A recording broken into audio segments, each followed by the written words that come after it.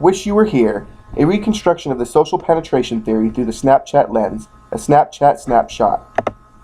Social penetration theory, represented by the acronym SPT, entertains the idea that relationships go through predictable stages as they progress from non-intimate to intimate levels. Basically, individuals move from superficial communication to a more intimate form of communication through stages of self-disclosure. Superficial communication can be anything from small talk and harmless cliches to sharing your deepest, darkest secrets. Disclosure is the sharing of information between people and ranges from the telling of low-risk to high-risk information.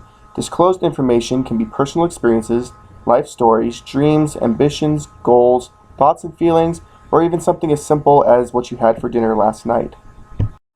As both partners become more comfortable, this reciprocity of disclosure increases in breadth and ranges in conversational depth.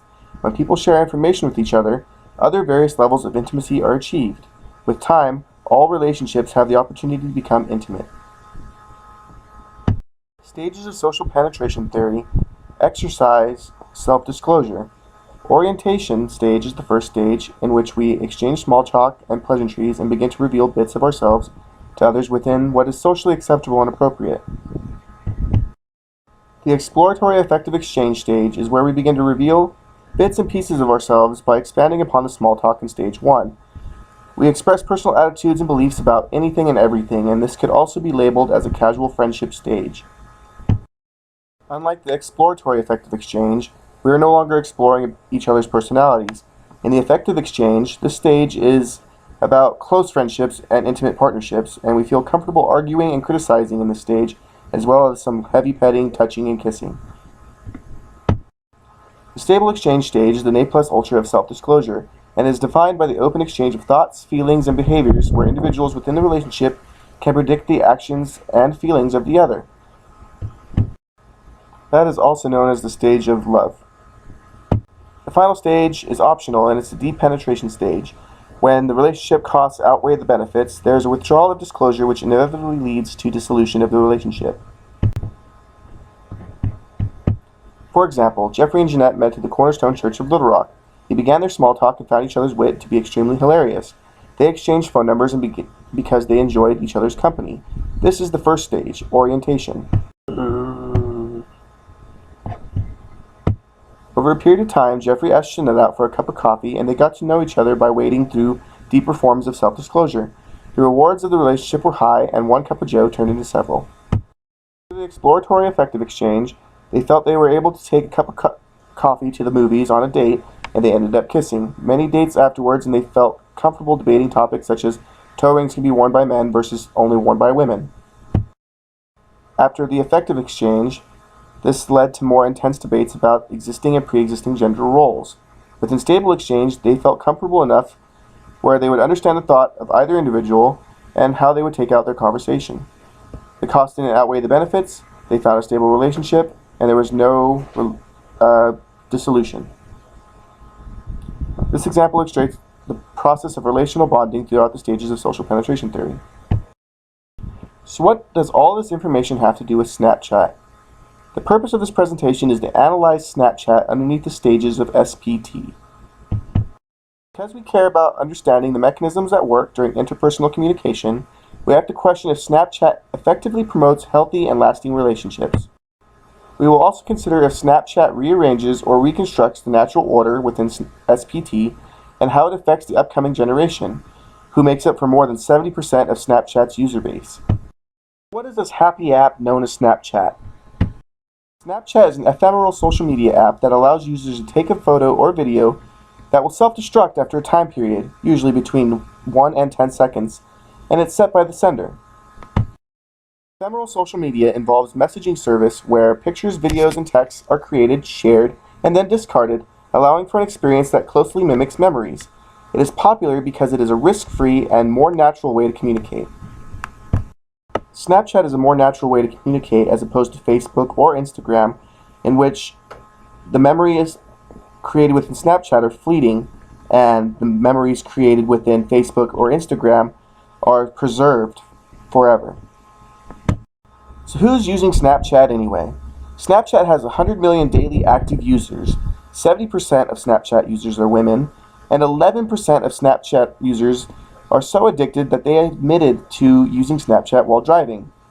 30% of US millennial internet users use Snapchat, and 71% of Snapchat users are under the age of 25. Before we get to the meat of the matter, it is important to understand the mechanisms at work.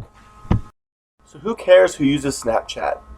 Statistically, the backbone of Snapchat's user base is below the age of 25. This is important because people under the age of 25 are very involved with the formation of relationships and their own self. The way that the individuals shape their identities is through social interaction and the perceived self. The adolescent is concerned with how they appear to others. Social media, such as Snapchat, offers multiple daily opportunities for connecting with friends, classmates, and people with shared interests, as well as multiple opportunities to then create and recreate the perceived self until it is most socially desirable. In the initial stages, relationships can be classified as having a narrow breadth and a shallow depth. The entirety of Snapchat's being is contained within the previous statement.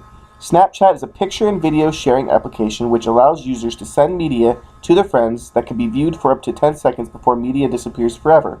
It is nearly an internal version of the orientation stage. This is our first dip into the social penetration theory under Snapchat.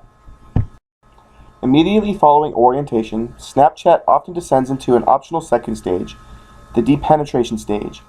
Because of the nature of Snapchat and the majority of the types of snaps sent, depenetration usually occurs after a specific set of rules are violated. Relationships within Snapchat are dissolved if the exchange of content is deemed non-comical. The relationships within Snapchat are dissolved if the exchange of sexual content is transgressional.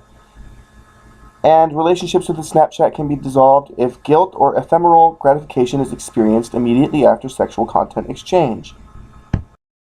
If, however, individual users of Snapchat surpass the optional second stage, they will reach a shallow plateau of stable exchange, where whatever images come next can be predicted by the receiver. Snapchat is a continual exchanging of bits and pieces of ourselves caught in temporary photos, which are nearly meaningless moments. If the user continues to interact through Snapchat, their interactions will become a faux or shallow stable exchange. This stable exchange is a mimicry of the true stage because its range of self-disclosure is very limited on the app. Snaps lack depth and breadth of time to impart meaningful communication. Even with the addition of chat and story features, Snapchat lacks true conversation. Snapchat is a superficial means of connecting with other individuals. It is easy to see how Snapchat can be used for sexting. 60% of Snapchat users use Snapchat to send funny pictures. However, an additional 25% admit to using the app for sexting. From this, we can draw that meaningful communication is not the true purpose of Snapchat. While humor and nudity are both highly intimate, the distance created by ephemeral communication removes true intimacy. Snapchat propels its users from orientation to intimacy without allowing bonds to form, creating a false intimacy that will lead to dissolution. All forms of intimacy within Snapchat are false. Even though Snapchat starts you off with the potential to experience any form of intimacy, there was no build-up of a relationship through self-disclosure. Without proper investment in the relationship, the intimacy is not valuable, therefore, relationships created by Snapchat are easily discarded. This intimacy value is further undermined by the mass amount of other friends existing on each individual's Snapchat. This proves that Snapchat is not a valuable app for building lasting relationships. A new example exists within the confines of relationship building under Snapchat. Jeff and Jeanette met through the Cornerstone Church of Little Rock. They began small talk and found each other's wit hilarious. They exchanged phone numbers, and because they enjoyed each other's company, they continued their communication through Snapchat. Their humor became the basis of the relationship, and because Snapchat doesn't allow for a wider breadth and an extensive depth for intellectual stimulation, they weren't able to exist outside of the orientation stage. This led to an continuous exchange of hilarious information where each individual expected that the next snap would be of humorous proportion. This will be the extent of their relationship. There will be no intimacy and there will be no exchange of depth. Though both partners may say that the other one of them is their closest friend, A relationship based on funny pictures will not weather any storms, nor will the pair have anything to share should they meet in person again.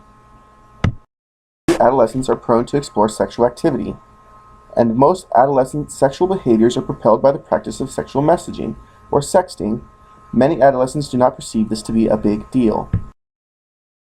Because of the inundation of sexual content from media, most young adults do not find sexting to be a big deal. This trend will continue as long as apps such as Snapchat, with its imitation intimacy, remain popular.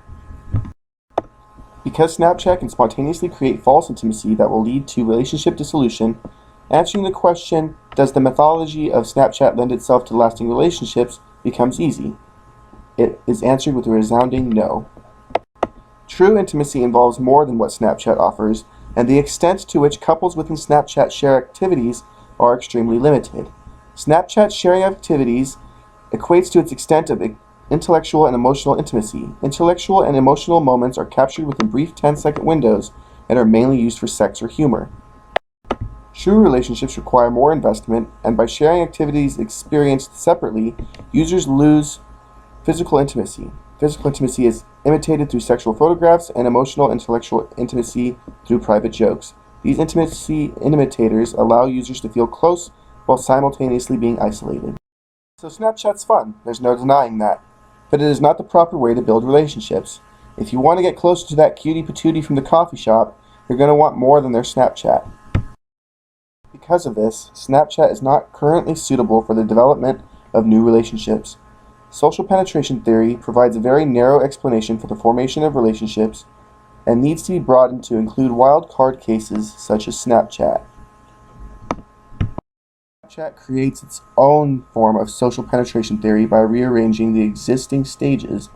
SPT is a useful tool for examining the way in which we create friendships, but if SPT fails us, we can always look to the Word for guidance. Stay safe and snap happy.